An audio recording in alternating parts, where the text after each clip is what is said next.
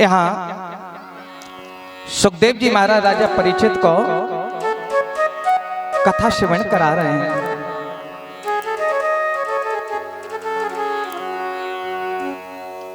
दिति के गर्भ से एक और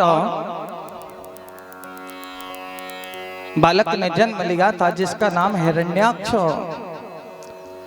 अपने भाई की मृत्यु का बदला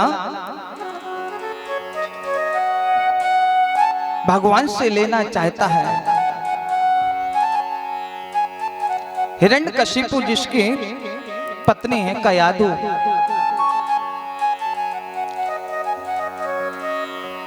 कयाधु के गर्भ में तीन बालक बारी बारी से आए। इंद्र ने तीनों बालकों को मार दिया। किसी ने पूछा इंद्र से, इन बालकों को तुमने क्यों मार दिया? बोली, जब जिसका पिता ही इतना आताताई है तो ये बालक जन्म लेंगे तो क्या होगा इस धरती पर, संसार में। चौथा बालक गर्भ में आया कयाधु के, और यहाँ हिरण्यकशिपु ने सोचा कि चल करके तपस्या करना चाहिए, हमें विष्णु से प्रतिशोध लेना है अपने भाई की मृत्यु का। तो ब्रह्मा जी की तपस्या करने के लिए पहुंच गया। घनघोर जंगल में तपस्या कर रहा है। इतनी भयंकर तपस्या की कि सारे शरीर में दीमक लग गया।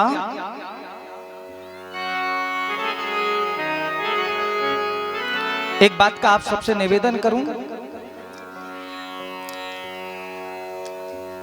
वरदानों की फैक्टरी केवल दो देवता के पास में है, ब्रह्मा जी के पास में, शंकर जी के पास में।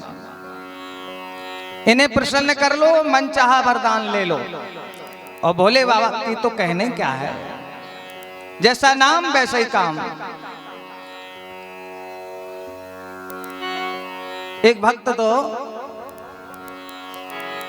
भोले बाबा के पास में पहुंचा घंटा चोरी करने के लिए, और जब कुछ नहीं मिला तो शंकरी भगवान के ऊपर चढ़ गया और घंटा उतार लिया।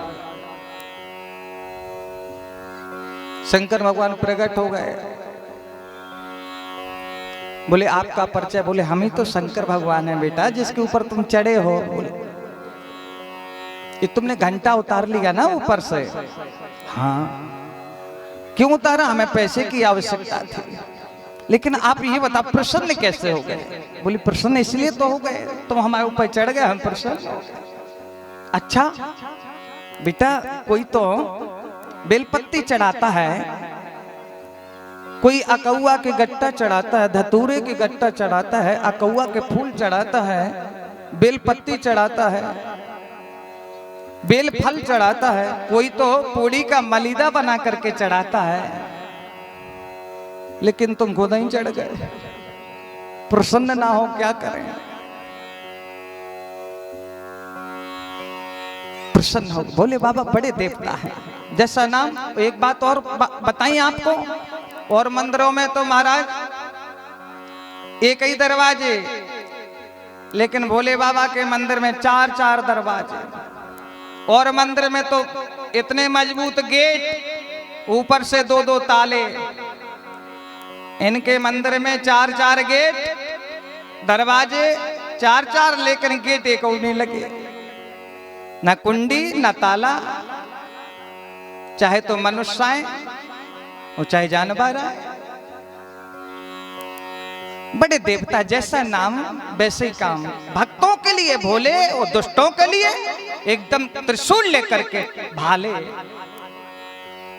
इसी प्रकार से ब्रह्मा जी है महाराज। और एक बार और भोले बाबा ने वरदान दिया था ना, भस्मासुर। सबको पता है, सब जानते हैं। यहाँ के श्रोता भी 100 खड़िया पलटन नहीं है, बहुत होशियार विद्वान श्रोता है। एक साल में ना जाने कितनी कथाएं सुनते होंगे। ये तो महामाई की कृपा हम पर हुई। इस दास से कथा सुननी थी महामाई को, नहीं तो हमारे आने से पहले न जाने कितनों का नंबर लगा था, लेकिन सबके नंबर मिस हो गए। क्योंकि जहां महामाई की चली वहां पर किसी की नहीं चली।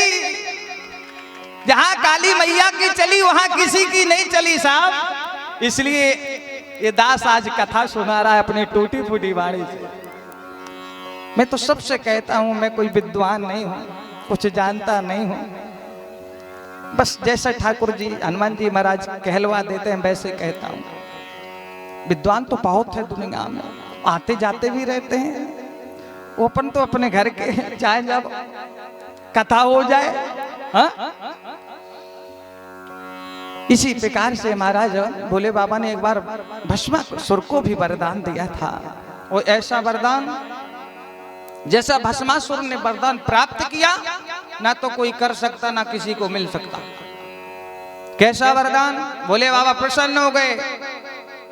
भस्मासुर ने कहा वरदान दो। कैसा वरदान चाहिए बेटा? मांग लो जल्दी, आज हम बहुत प्रसन्न हैं। बोले वरदान ऐसा दो जिस पर हम हाथ रख दें वो भस्म हो जाए। भोले बाबा ने कहा तथास्तु, जा दिया। दिया वरदान महाराज, पक्का, झूठ नहीं। भोले बाबा का वरदान व्यर्थ नहीं जाता, झूठा नहीं होता। जा, आशीर्वाद है, जिस पर हाथ रख देगा वो भस्म हो जाएगा। अच्छा तो महाराज हम प्रैक्टिकल कर रहे। हाँ, मन से जिसके ऊपर हाथ रख दे वो भस्म हो जाएगा। शंकर भगवान की तरफ दौड़ो। शंकर भगवान का क्या कर रहा? बोले वरदान देख रहे, असली है कि नकली? बोले तो कहीं और जाकर के देख। अरे बोले आप ही ने तो दिया है तो आप ही के ऊपर देख रहे। शंकर भगवान ने लगाई दौड़। हे भगवान ये क्या मुसीबत पड़ गई? पीछे पीछे पीछे भस्मासुर, आगे आगे शंकर भगवान। तो शंकर भगवान को अकुआ के पुष्प में दुखना पड़ा और इसने देखा भस्मासुर ने कि यहीं थे, अभी हमने देखा है भोले बाबा यहीं थे, इसी पुष्प में यहीं छुप गए कहीं। तो इसने पुष्पों को मलना प्रारंभ किया। अब भोले बाबा पुष्पई के अंदर से विष्णु भगवान को याद कर रहे और वहीं से ढूंढ रहे कि कहीं इसमें इसके पास तो नहीं आ गया जिस पे हम छुपे हैं। विष्णु भगवान को याद कर रहे हैं। भोले बाबा जल्दी से आओ। विष्णु भगवान ने कहा क्या आफत गले पड़ गई? अरे बोले पहले आओ, नहीं हम बचाने लायक नहीं बचेंगे, बताने लायक नहीं बचेंगे, क्या बताएंगे? वो पीछे से आ रहा है। विष्णु भगवान तो सब समझ गए, दौड़े दौड़े आए। भैया अरे भक्त क्या देख रहे हो? बोले हल्ला मत करो, जिसने वरदान दिया उसको देख रहा हूं। भस्मासुर ने कहा क्या वरदान मिला? बोले जिस पर हाथ रख दें वो भस्म हो जाएगा। और यहां पर जैसे ही सुंदर माता पार्वती का रूप बनाया, आज विष्णु भगवान ने और रूप को देखकर के मोहित हो गया। वही हाथ का वरदान ही भूल गया। आज विष्णु भगवान नाचने लगे। उससे कहा जब भोले बाबा मस्त होकर के नाचते थे तो कैसे नाचते थे? बोले तुम्हें पता है? बोले हमें पता है। तुम्हें नहीं पता है, ऐसे नाचते थे। और जैसे ही भगवान ने नाचना प्रारंभ किया तो भगवान के साथ में भस्मासुर ने भी नाचना प्रारंभ किया। बोले तुम्हें नहीं पता, ऐसे नहीं नाचते थे, हमें पता है कैसे नाचते थे। तो एक हाथ जैसे ही कमर पे रखा और दूसरा सर पे रखा, सो गोविंदाय नमो नमः। इस प्रकार से वरदान देते हैं ये देवता भोले बाबा और ब्रह्मा जी। यहाँ ब्रह्मा जी भी वरदान दे रहे हैं, हिरण्यकशिपु को वरदान दे रहे हैं। हिरण्यकशिपु से कहा बेटा वरदान मांग लो।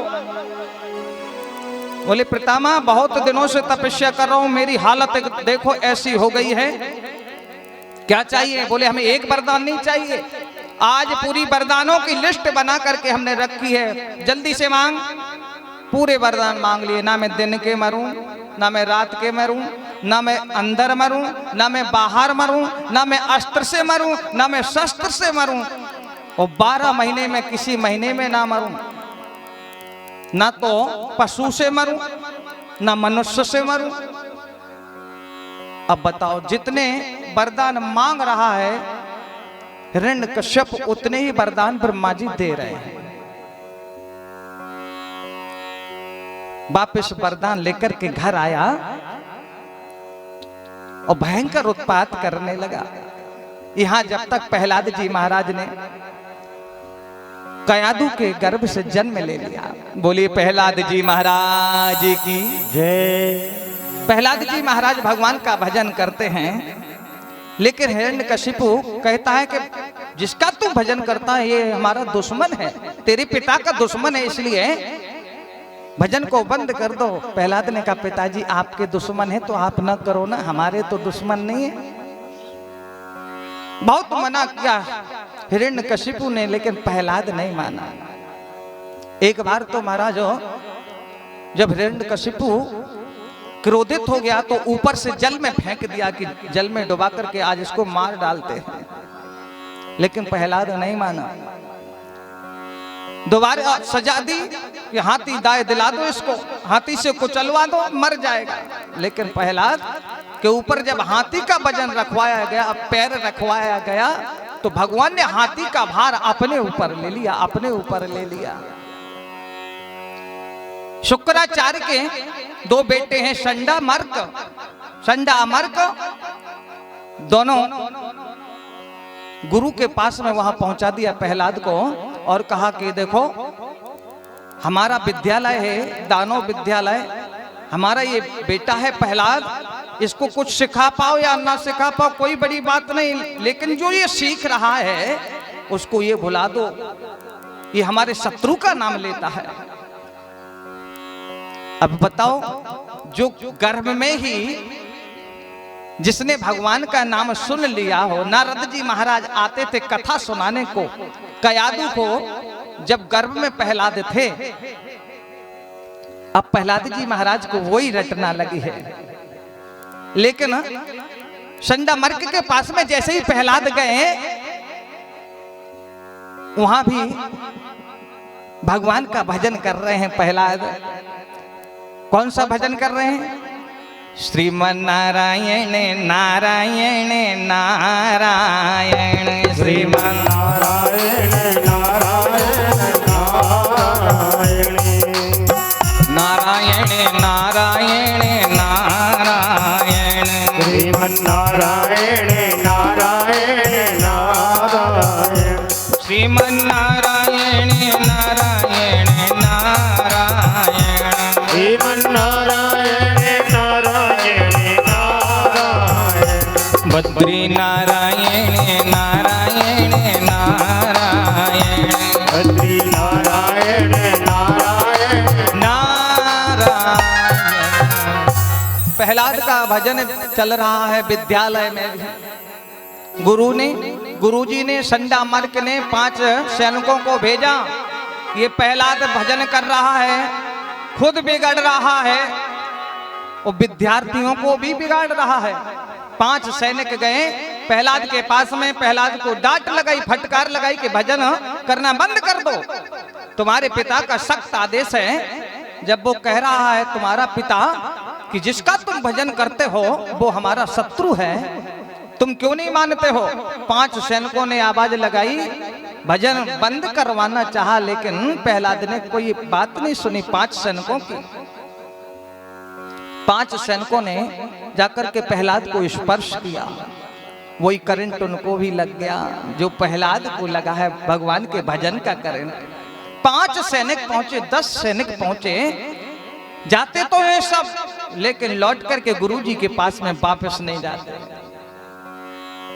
सब भगवान का भजन कर रहे हैं। एक बार उसी भजन के समय हिरण्यकशिपु पहुंच गया, तो देखा यहाँ तो भजन चल रहा है, श्रीमन नारायण नारायण हरे हरे, तेरे नाम से संकट तरे तरे, नारायण नारायण हरे हरे, तेरे नाम से संकट टरे टरे, श्रीमन नारायण नारायण हरे हरे, तेरे नाम से संकट तरे तरे, नारायण नारायण हरे हरे, तेरे नाम से संकट टरे टरे, श्रीमन नारायण नारायण हरे हरे, तेरे नाम से संकट तरे तरे, नारायण नारायण हरे हरे, तेरे नाम से संकट तरे महाराजों जैसे ये भजन सुन रहा था हिरण्यकशिपु ने देखा भजन चल रहा है प्रहलाद का, तो तुरंत ही महाराज गदा का प्रहार नीचे किया। वो इतनी भयंकर आवाज आई गदा की कि महाराज भजन बंद हो गया, सन्नाटा खिंच गया। प्रहलाद को पकड़ा और हिरण्यकशिपु अपने घर ले आया वापिस। संडा मर्क से कहा तुम्हें हम बाद के देखेंगे, पहले अपने पुत्र को इसको सुधार दें। आज हिरण्यकशिपु पूछ रहा है तुमने क्या क्या सीखा है अब तक, कहां से सीखा? प्रहलाद जी बता रहे हमने पिताजी सीखा है श्रवेणम कीर्तनम विष्णु स्मरणम पाद सेवनम अर्चनम वंदनम दास्यम शक्यमात्म निवेदनम। इस प्रकार से महाराज आज प्रहलाद कह रहे हैं जहां भगवान की भक्ति होती हो, भगवान की कथा होती हो, तो पहले नंबर पे श्रवणम, भगवान की कथा श्रवण करना चाहिए।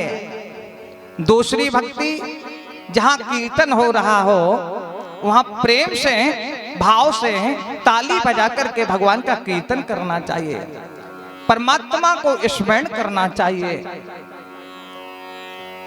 और यहाँ पर बाबा मानस में कहते हैं उसी प्रकार से आज प्रहलाद हिरण्यकशिपु को बता रहे हैं कि 9 भक्ति है, 9 भक्ति हैं और 9 भक्ति में से एक भक्ति किसी भी जीव के पास में आ जाए तो उसका उद्धार हो जाएगा। प्रथम भक्ति संतन